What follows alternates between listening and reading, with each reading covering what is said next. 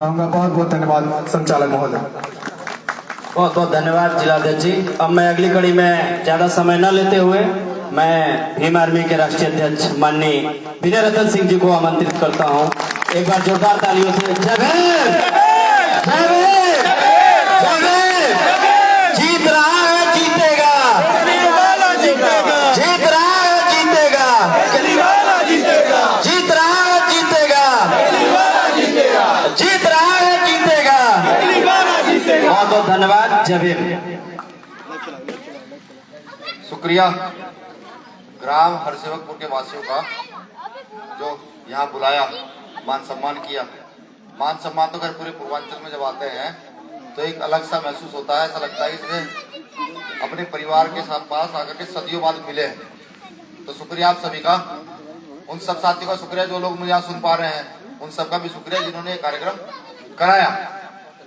तथागत बुद्ध, संत शिरोमणि सतगुरु रविदास जी महाराज, भगवान वाल्मीकि, संत कबीर, गुरु नानक देव, गुरु घासीदास, तमाम संतों के चरणों में नतमस्तक करता हूँ, नमन करता हूँ।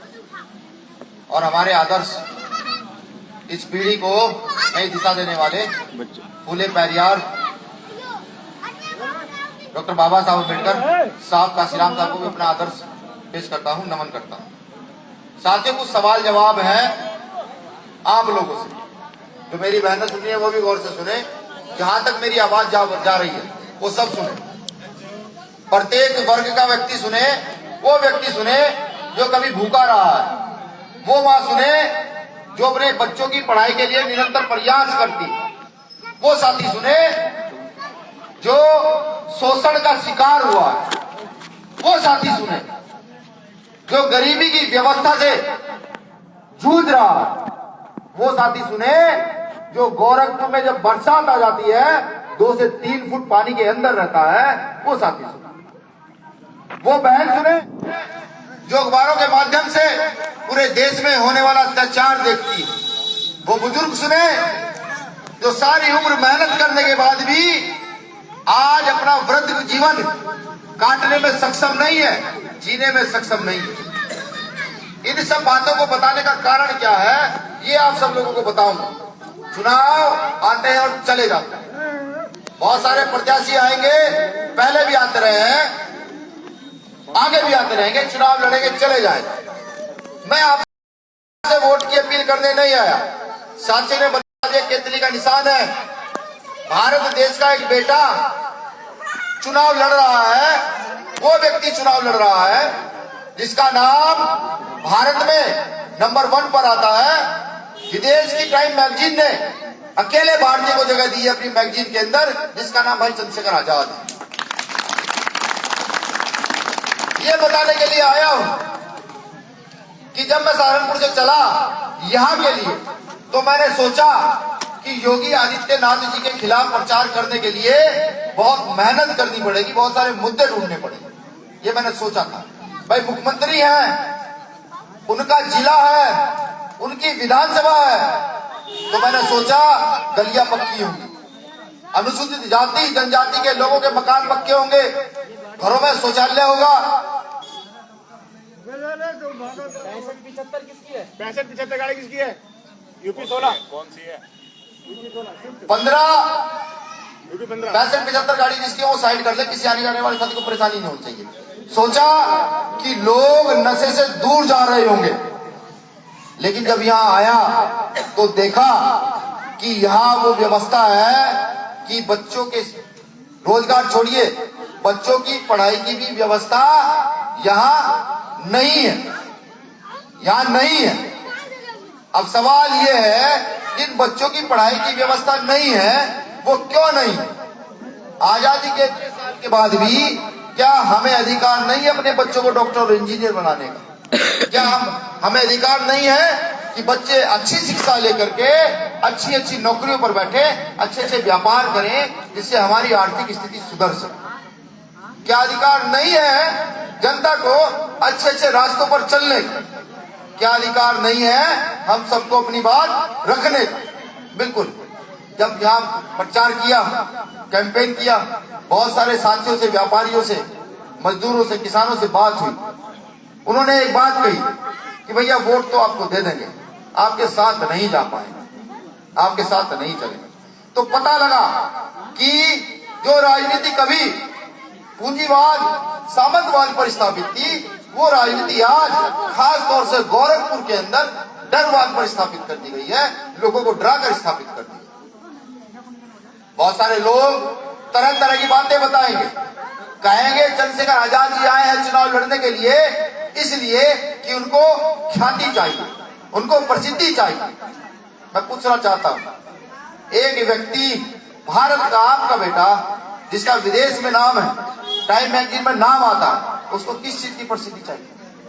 उनका चुनाव लड़ने का मन यहां से सिर्फ इसलिए था कि जो व्यक्ति लोगों को डरा कर रखता हो, जो बुलडोजर की बात करता हो, जो हर व्यक्ति को जो विरोध कर सकता हो उसको जेल भेजता हो, उसके सामने जाकर चुनाव लड़ूंगा, जिससे गोरखपुर की जनता का उत्साह बढ़ सके, उत्तर प्रदेश की जनता का उत्साह बढ़ सके। कुछ घटनाएं याद होंगी, मनीषा वाल्मीकि हाथरस रेप कांड याद होगा, आजमगढ़ का मुन्ना पासवान कांड याद होगा, उन्नाव का यह कांड याद होगा, लखीमपुर खीरी में कुचले गए किसानों की लाशें भी याद होंगी, सब लोगों को याद है, बिल्कुल याद है, भूले नहीं होंगे, भूलना भी नहीं चाहिए। अगर आप भारत के नागरिक हैं तो आपको नहीं भूलना चाहिए। बाबा साहब अम्बेडकर ने वोट का अधिकार इसीलिए दिया था कि एक गरीब मजदूर किसान का बेटा भी कल खड़ा होकर के सदन में जाकर के अपने लोगों की गरीबों की आवाज उठा सके, इसलिए अधिकार दिया। लड़ाई समझिए, लड़ाई क्या है?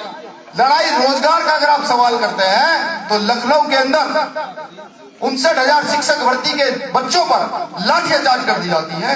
पूछे जाकर वो किस जाति और किस धर्म के लोग जो वहां आंदोलन कर रहे हैं।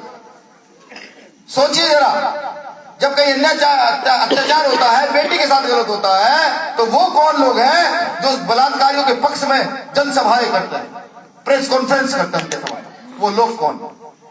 सोचिए, अगर आप वाकई भारत के नागरिक हैं, आप वाकई अपने देश से प्रेम करते हैं और आप चाहते हैं कि इस देश की उन्नति हो, तो ये जो बच्चे बैठे हुए हैं, जब तक इनकी उन्नति नहीं होगी भारत की उन्नति नहीं हो सकती, उत्तर प्रदेश की उन्नति नहीं हो सकती, आपकी विधानसभा की उन्नति नहीं हो सकती, बिल्कुल नहीं हो सकती। इतने सारे सरकारी पद खाली हैं उत्तर प्रदेश के अंदर, ये रोजगार का ठीकरा फोड़ने वाले लोग कहां चले गए?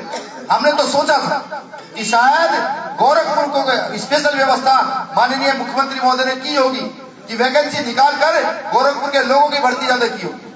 घूमने से अब तक एक रोजगार किया हुआ व्यक्ति ऐसा नहीं मिला जिसने मुझे ये बताया कि भैया मुझे रोजगार मिल गया। अभी मैं कुछ बस्तियों में गया तो मैंने देखा, हमने सोचा, एक कहावत चली आई कि सड़कों में गड्ढे हैं, कि भाजपा सरकार में सड़कों में गड्ढे हैं, लेकिन जब मैं उन मोहल्ले में पहुंचा पता लगा वहां ना सड़कें हैं ना गड्ढे हैं, वहां तालाब है और जो कच्चे रास्ते वहां पर हैं उसकी सारी मिट्टी तालाब में चली गई है और वहां दूसरे दिन कोई ना कोई बच्चा उस तालाब में गिरता रहता है। ये पता चला। सोचिए आप लोग, समझिए आप लोग, मैंने पहले ही कहा वोट मांगने नहीं आया, मैं तो समाज के लोगों से, भारत के लोगों से, विधानसभा के लोगों से बात करने आया हूं कि जिस भारत के सबसे बड़े सूबे का मुख्यमंत्री जहां रहता हो, जहां से चुनाव लड़ रहे हो, उस विधानसभा की स्थिति में अब तक कोई विकास ना हो पाया हो, तो क्या वो लोग इस व्यवस्था को सुधार सकते हैं? कुछ लोग कहते हैं योगी जी ने विकास किया, अभी टीवी न्यूज चैनलों पर खूब चल रहा है योगी जी ने विकास किया। मैं भी कह देता हूं हाँ विकास किया, शोषण में विकास किया, लोगों को डराया, इसका विकास किया। भारत उत्तर प्रदेश के अंदर सबसे ज्यादा हत्याएं हुई हैं, इसका विकास किया है। उत्तर प्रदेश के अंदर सबसे ज्यादा बलात्कार हुए हैं, इसका विकास किया है। रोजगार का विकास नहीं किया, बच्चों की शिक्षा पर कोई काम नहीं किया, गरीबों की रोटी की व्यवस्था कोई नहीं की, रोजगार की व्यवस्था क्यों नहीं की? हमारा बुजुर्ग सारी उम्र मजदूरी करते हैं, ठेली लगाते हैं, टायर पंचर का काम करते हैं और फिर इस दुनिया से चले जाते हैं। आज भी मैं गांव जाकर सर्वे जब किया तो पता लगा वृद्धावस्था की पेंशन उनकी विधानसभा में बहुत चुनिंदा महिलाएं मिली जिनको वृद्धावस्था की पेंशन मिलती है। क्या ये सही है? इसको राजनीति कहते हैं। इससे देश उन्नति की ओर जाएगा। रोजगार के लिए बच्चों से पूछा कि कुछ व्यवस्था हुई है, जो कई करोड़ रोजगार की बात कही गई थी, कितने करोड़ रोजगार दिया जाएगा, तो पता लगा रोजगार के नाम पर सिर्फ ठेंगा हम लोगों को दिया गया। हम वो लोग हैं जो समय के इस सूबे के तानाशाह मुख्यमंत्री के खिलाफ यहाँ आकर खड़े हो गए और ये कहा है उनको कि देखिए हम सिद्धांतिक लोग हैं, आज तक हमें कोई बेच नहीं पाया। आप नहीं जानते इसलिए जो मेरे साथ लोग आए इनमें कहां के लोग बैठे हैं। यहाँ सारे राष्ट्रीय लीडर बैठे हैं।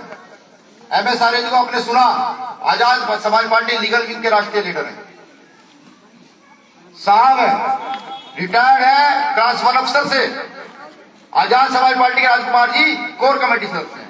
यहाँ दिल्ली के प्रदेश अध्यक्ष, राजस्थान के प्रदेश अध्यक्ष, मध्य प्रदेश के प्रदेश अध्यक्ष, पूरे उत्तर प्रदेश से लेकर पूरे भारत के लोग इस विधानसभा पर आए हैं। अगर आपके गांव में कोई व्यक्ति हो तो हमारे कार्यालय जाकर पूछे, हमारे कार्यकर्ता से पूछे कि वो यहाँ कैसे आए, किस लिए आए, क्या पैसे देकर बुलाए गए। तो हर व्यक्ति का जवाब होगा कि जिस गद्दे पर वो सो रहे हैं, जो खाना वो खा रहे हैं, वो सब उनके खुद के पैसे का है। वो एक भी पैसा किसी से लेकर नहीं आए, वो अपने पैसे का। तो सोचिए, जिस व्यक्ति के लिए पूरे देश की जनता एकजुट होकर खड़ी हो गई हो, पूरे देश से लोग आने के लिए ललायित रह रहे हो, इतनी सारी बहनें आई है चुनाव लड़ाने के लिए, तो सोचिए उस व्यक्ति को अगर आप एक बार जिता कर भेज देते हैं तो क्या आपके क्षेत्र की स्थिति नहीं सुधरेगी? क्या कोई बुजुर्ग बिना पेंशन के रह पाएगा? क्या रोजगार के व्यवस्थाएं नहीं खुलेंगी? क्या लोगों को लोन अपना काम करने के लिए नहीं दिया जाएगा? बिल्कुल दिया जाएगा। मैं परसों कैंपेनिंग कर रहा था तो मैंने एक झील देखी। मैंने पूछा भाई ये क्या है? साहब ने कहा साहब ये पोखर है, तालाब है। हमने कहा इसमें क्या होता है? इसमें मछली पाली जाती है। तो हमें पता लगा 2 करोड़ रुपए उस तालाब के